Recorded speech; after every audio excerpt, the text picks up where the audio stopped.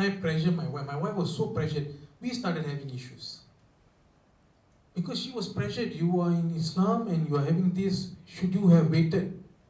What is going on in your mind? All this. So I told her, never mind. I will just pray.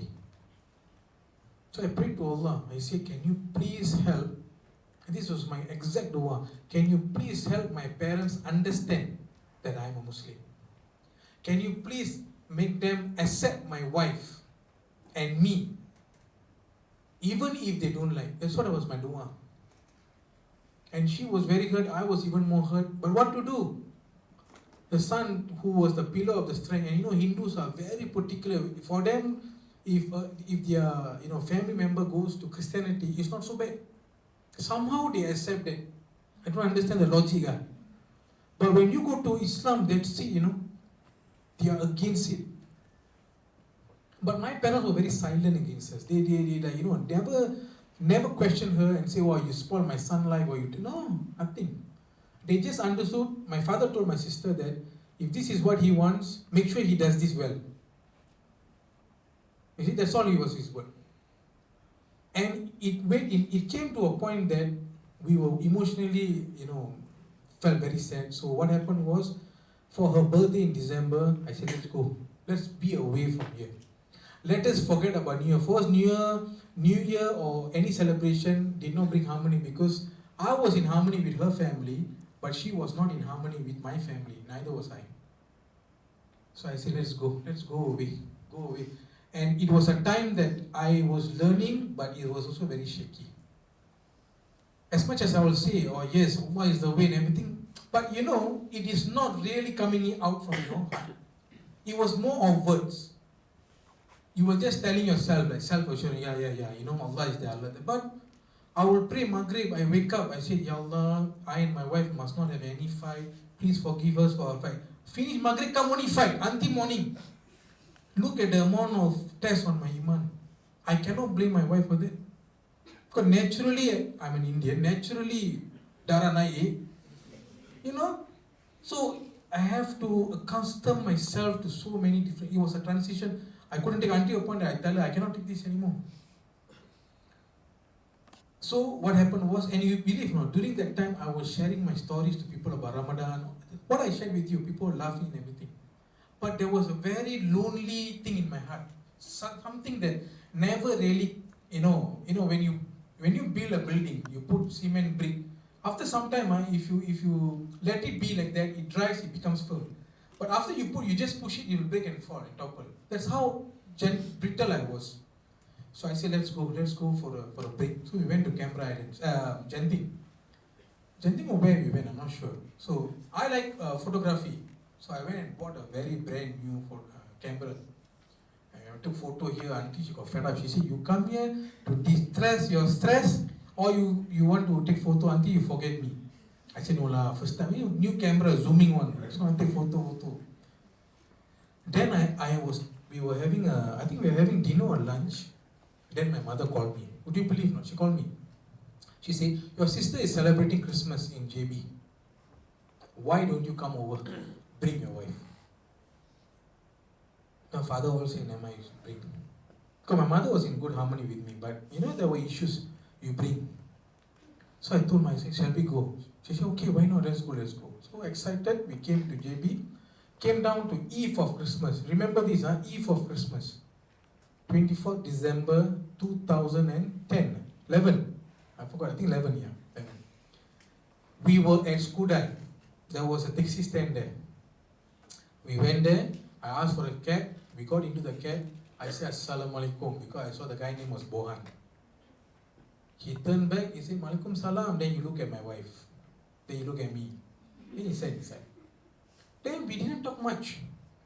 I put the camera on my side, my wife sit here, we went all the way to Kulai.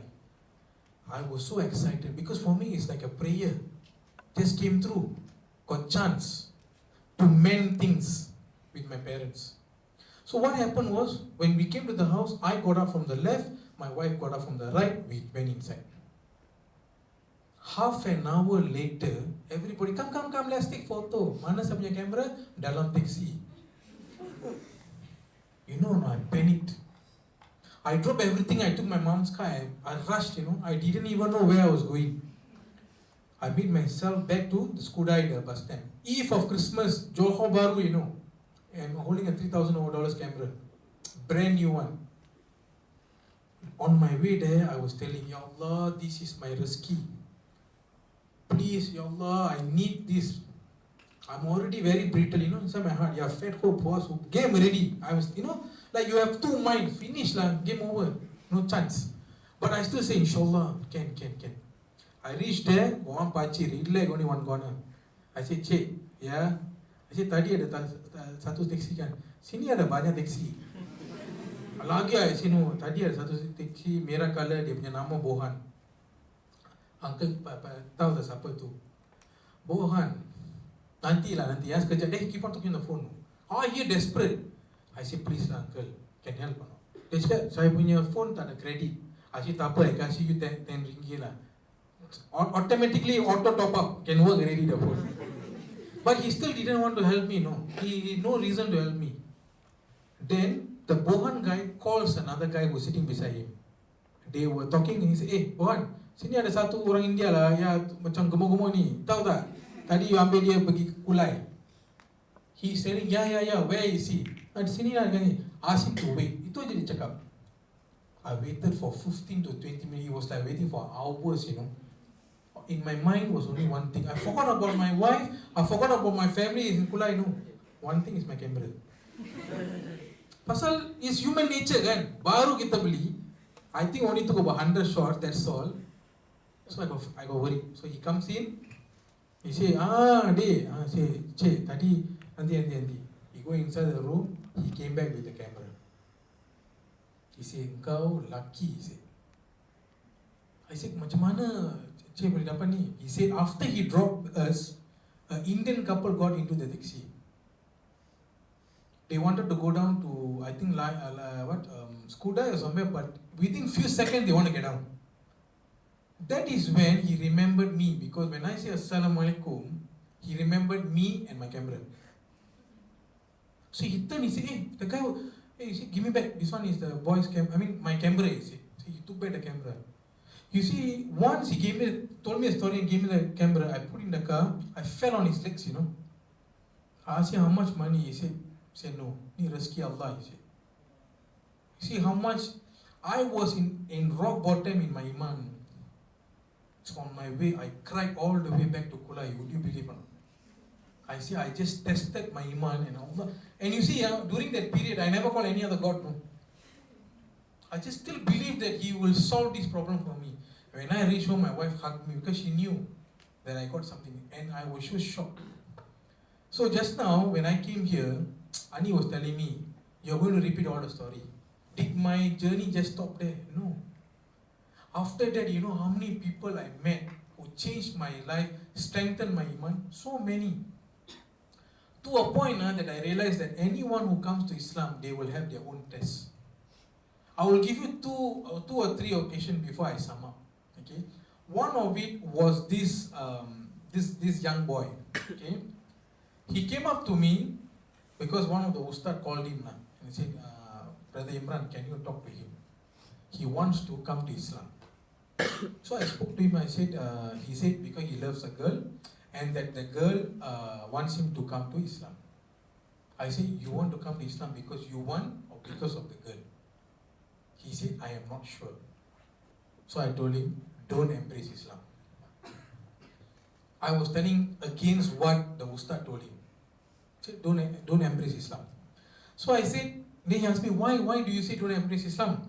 So I told him, the reason why I tell you not to embrace Islam is because you do not know why you want to come. You are here because the girl is asking you to come. I say, once you understand why you want to be in Islam, then you embrace Islam. Would you believe what he said? He said, I was the first one that he met who has told him not to come to Islam. And that because of that, he will take the effort to learn about Islam. I saw myself in him, After that, would you believe that I met this Christian lady in City Hall? I was walking I just about to lose my job. Okay, after everything, even after my iman was settled, even like after the camera incident was over, I met a Christian lady in City Hall. I'm not sure whether you all pass City Hall. There is one place that they sell all the books and all outside the bus stop there. She walks up to me and says, "Brother, do you believe in Jesus Christ?" I say, "Alamak." I say, "Yeah, I do believe." "Do you believe in the Bible?" How many of you all here believe in the Bible? One. How many of you believe in Jesus Christ? Two. What did Allah say? Percaya pada kitab-kitab, kan? Is the angel a kitab? But do you expect a Christian to come and tell you, do you believe in the angel? So she told me, "Do you believe in the Bible?" I said, "Yes." "So you must be a Christian." I said, "No, I'm a Muslim." "What?" I said, "Why, sister?" She said, "How can you be a Muslim and believe in my Bible?" I said, "Do you know that the 5-time prayers that we do is not in our books, it's in your books?" "Who said?" I said, "You can check." I said, "Do you know not to eat pork is even said in your book before in our books?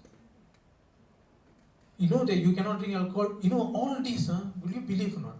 I am only saying that for the first time of my life, How I get that knowledge, only Allah knows. You know what she said? "Okay, I will find the answer, I'll come back to you." She don't even know my name. So after that happened, I said, "There's something wrong. So how come I knew this? How come I was able to know this?" That means I must have heard somewhere, subconsciously. And it came into play at the right time.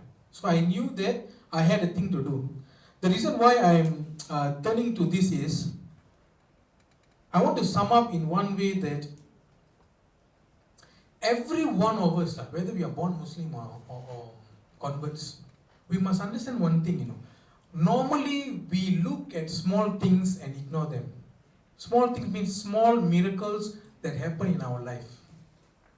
And we tend to focus on all the big obstacles and think that, why my life like that? Some of us may ask, why this Muslim, he pray 5 times, he's so rich, so poor? This guy only pay once a week,